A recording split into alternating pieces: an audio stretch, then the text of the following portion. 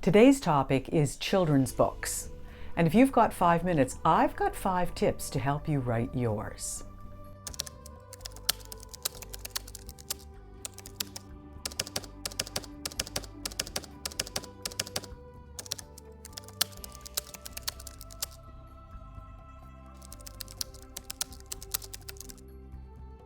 Well, for those of you who've been watching this channel for a while, you know that writing children's books is not what I do on a regular basis.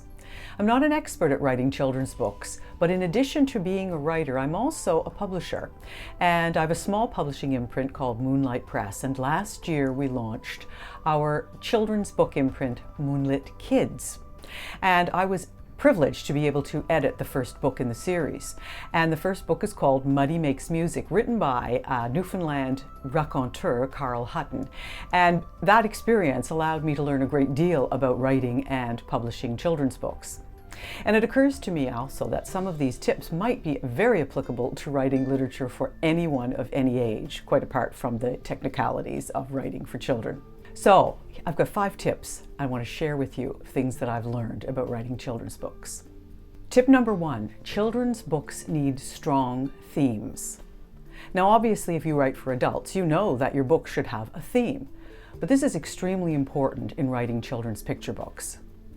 Themes for children need to be relatable to those children.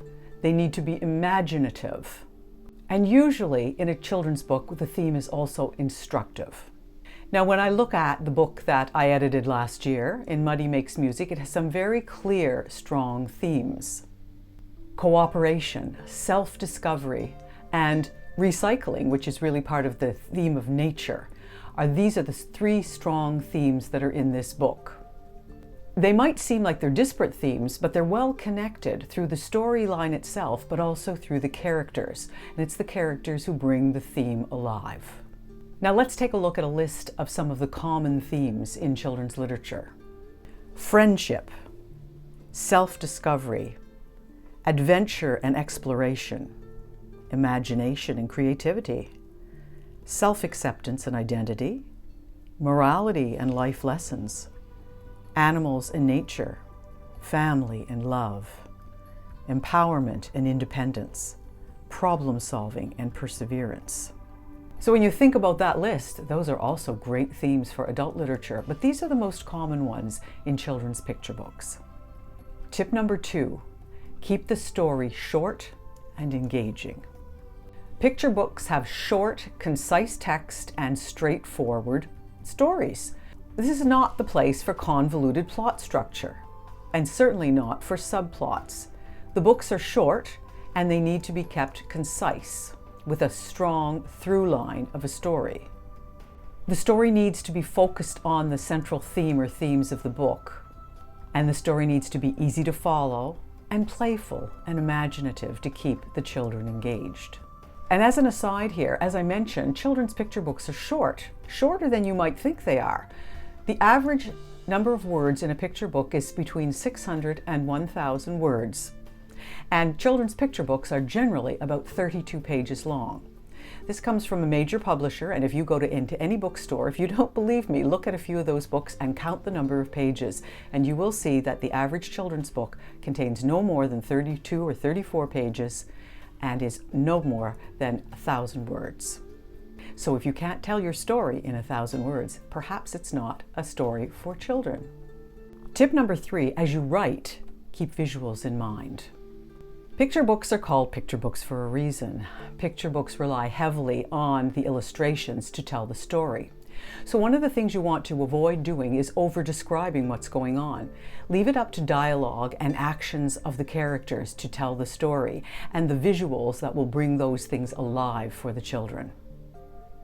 Tip number 4, make your characters relatable. You know, in a picture book, the characters are sometimes animals, they're sometimes children, and sometimes they're inanimate objects that have come to life, or fantasy people. In the book that I edited, in Muddy Makes Music, all of the characters are discarded items in a trash can that are going to be going to the dump if they don't find a better way to present themselves to the world. So they all have particular quirks and particular personality characteristics that bring them to life. These characters need to face challenges. They have to have emotions. They need to grow throughout the story so that the children can relate to them. Tip number 5, make sure your story has a satisfying resolution. Now, in Muddy Makes Music, in the end, all of the trash items that have been discarded have banded together, worked together cooperatively to create something new that gives them another lease on life, that prevents them from that ignominious ending that they all wanted to avoid. Children's books often have happy or comforting endings, and these are probably the best kinds of endings for children's picture books. The story has to conclude in a way that resolves the major conflict. Like in a book for adults, there should be no loose ends. And quite often in these books, they'll end with a positive message. And this is probably the best way to end your children's book. Here's my bonus tip though. If you're not both the writer and the illustrator, if you're writing the story and you have to hire an illustrator or you're working with an illustrator for the book, make sure your illustrator has a deep understanding and appreciation of your story, but not only your story, but also the theme and the characters. And one thing that you do need to remember is just because a children's book is short, it doesn't mean it's easy to write. They can be very, very challenging to do it well. So if you're writing a children's book that you think might be published, or you're just writing a children's book for your children or grandchildren, these tips might help you to get there. And if you're interested, I'm going to put the link to Muddy Makes Music up in the corner here, so you can have a look at the book trailer, see what it's all about. Happy writing. Subscribe to Write, Fix, Repeat, and maybe I can help you improve your writing knowledge and skills. 5 tips at a time.